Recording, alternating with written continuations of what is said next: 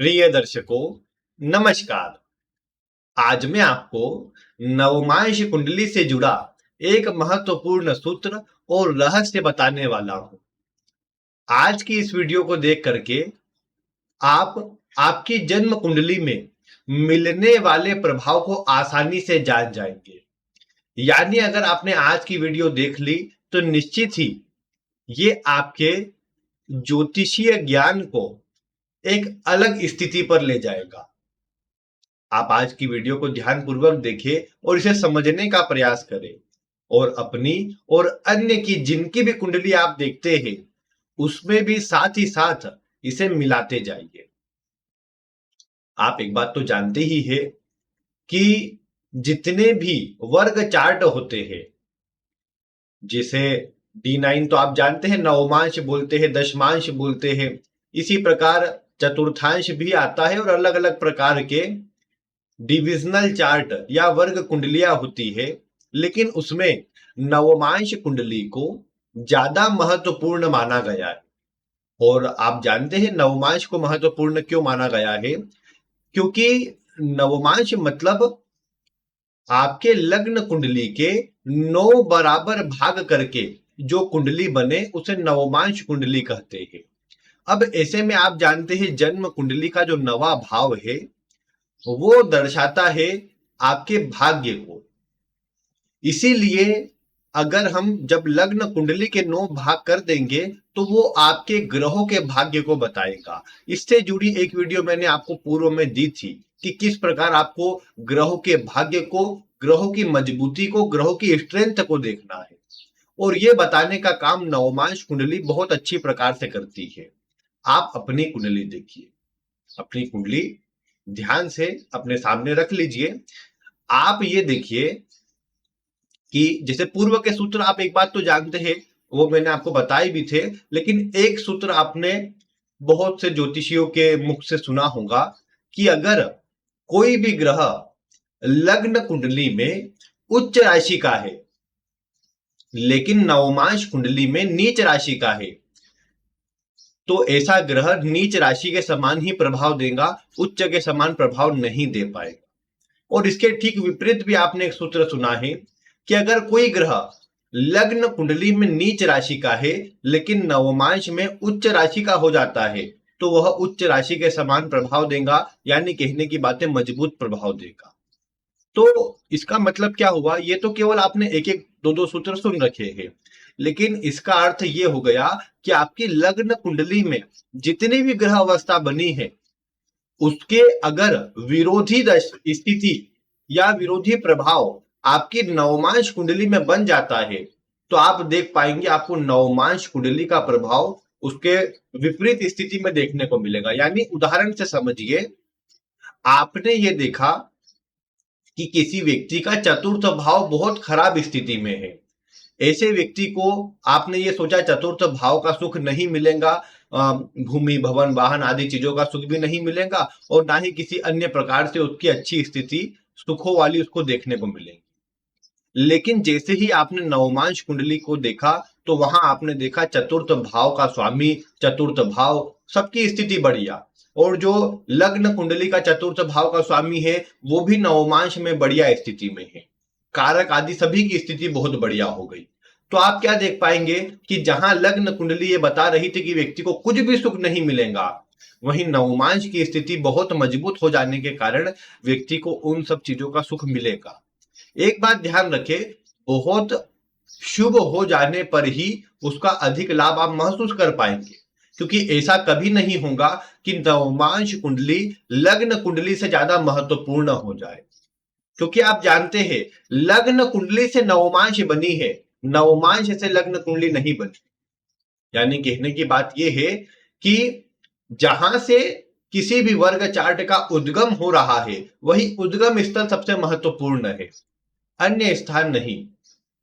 अगर देवी देवताओं में यह कहा जाए कि सभी का जहां से प्रारंभ हुआ है वो भगवान शिव से हुआ है तो भगवान शिव सबसे महत्वपूर्ण है, बाकी सब उनके बाद में ही आएंगे।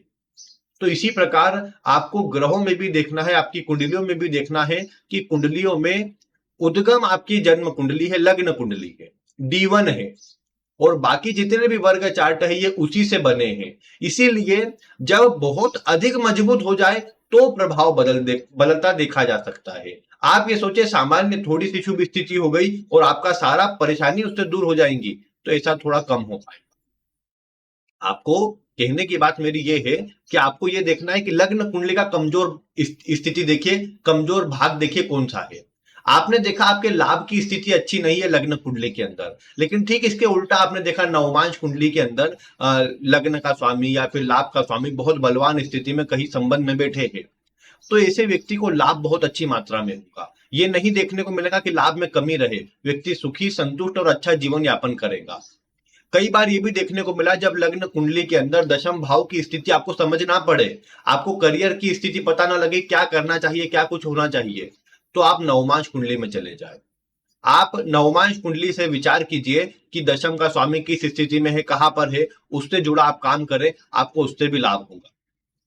यानी कहने की बात यह है कि लग्न कुंडली में अगर ग्रह स्थिति थोड़ी कमजोर बन रही हो और नवमांश में मजबूत हो जाए तो आप नवमांश वाली स्थिति को भी प्रमुख मानकर आगे बढ़िए, आपको सफलता अवश्य से मिल जाएंगी। लेकिन ठीक इसके उल्टा भी हो सकता है कुछ लोगों की कुंडली के अंदर। आपने देखा लग्न कुंडली में ग्रह अवस्था बड़ी बलवान थी, शुभ स्थिति नजर आ रही थी, लेकिन जब आप जैसे ही उसमें नवमांश कुंडली के अंदर गए तो वहां आपने देखा कि जो ग्रह मजबूत योग बना रहे थे वही कमजोर हो गए। तो इसका परिणाम उस जातक के जीवन में संघर्ष में वृद्धि करता हुआ नजर आएगा और कहीं ना कहीं समस्या देता नजर आएगा। तो इसीलिए आप भी अपनी कुंडली को खोलिए और उसमें देखिए कि नवमांश कुंडली में जो कमजोर लग्न कुंडली के ग्रह है क्या वो बलवान हुए। आप किसी भी बात को ले लीजिए, अभी तो मैंने चतुर्थ का उदाहरण दिया था, आप सप्तम भाव को ले लीजिए। सप्तम भाव आप जानते हैं वैवाहिक जीवन का होता है। अगर सप्तम भाव की स्थिति आपको लग्न कुंडली में लगी कि बहुत खराब है, वैवाहिक जीवन की स्थिति बहुत कमजोर है, व्यक्ति को कहीं ना कहीं परेशानी आएंगी, लेकिन यही बात आपने नवमांश में चेक करी तो आप देख पाएंगे कहीं ना कहीं अगर वहां स्थिति मजबूत हुई, सब प्रकार से शुभ प्रभाव हुआ, तो व्यक्ति को इतनी समस्या देखने को नहीं मिलेगी। ठीक है, लग्न कुंडली के ग्रह प्रभाव देंगे लेकिन नवमांश की कुंडली बचाव भी करेंगे, ये बात आपको देखने को मिलेगी। तो ये एक सूत्र है भाग्य को लेकर के, करियर को लेकर के, स्वयं के स्वास्थ्य को लेकर के, धन को लेकर के आप सभी का विचार कर सकते हैं नवमांश कुंडली से। आपने देखा लग्न कुंडली के अंदर लग्नेश स्वास्थ्य आदि की स्थिति सब बढ़िया आपको नजर आई। आपने नवमांश में देखा लग्न का स्वामी पीड़ित हो गया, कारक सूर्य पीड़ित हो गया, शनि की स्थिति भी कोई सी बढ़िया नजर नहीं आई। तो आप क्या देख पाएंगे, कहीं ना कहीं इसके कारण आपके स्वास्थ्य में कमजोरी बनी रहेगी। तो ये बात प्रमुखता वाली हो जाती है। तो आप अपनी कुंडली में देखिए कि नवमांश कुंडली किस प्रकार के बल को लेकर चल रही है, क्या वहां पर शुभ स्थिति है। नव देखिए एक बात है, लग्न कुंडली आपके पूर्व जन्म के हिसाब से बनी है, वो बिल्कुल आपको प्रभाव देंगी, लेकिन नवमांश कुंडली आपको आपके शुभ कर्मों से मिली है।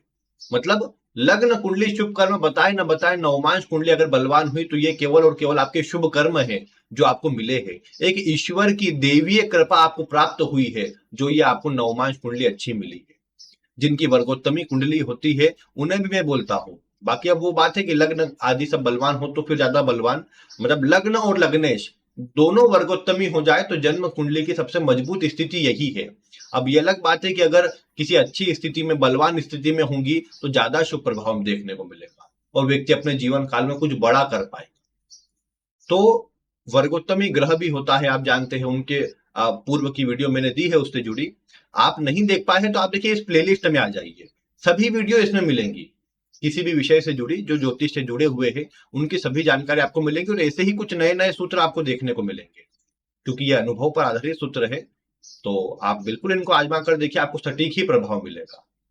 बाकी आपकी कुंडली में क्या ये सूत्र मिला जो मैंने आपको जानकारी दी, क्या वो किस क्षेत्र पर मिली, किस भाव पर आपने ये मिलाकर देखा, आपको नजर आया कि हाँ ऐसा ही प्रभाव मिल रहा है, आप वीडियो में कमेंट करके अवश्य बताइए। बाकी आज की वीडियो में इतना ही, कोई प्रश्न रहता हो वीडियो में कमेंट करें। आज की वीडियो में इतना ही। वीडियो देखने के लिए आपका बहुत बहुत धन्यवाद।